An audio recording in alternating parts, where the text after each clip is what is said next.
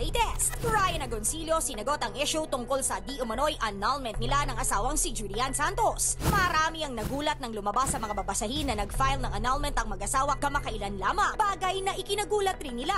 Nagtanungan nga kami kinabukasan eh. Nag-file ka ba? Ang tanging paliwanag na lang ng talentadong Pinoy host ukol sa malisyosong balita. Well, stranger things have happened. So, yung mga ganon, hindi natin alam kung paano nagsimula. Alam naman natin kung saan mag-ending. So, natawa na lang kami. May mga tao mang nangiintriga sa kanilang buhay mag-asawa na nanatiling matibay pa rin ang pagsasama ni Juday at Ryan katulad na lang ng kanilang tibay at staying power sa showbiz. Well, we feel so blessed. You know, not a lot of married couples get opportunities that we get. And we have so many people to thank for. Well, una na dyan yung mga katrabaho namin, yung aming mga manager, yung mga network that we belong to. Siya sa ABS, ako sa Channel 5. So we have so many people to be thankful for.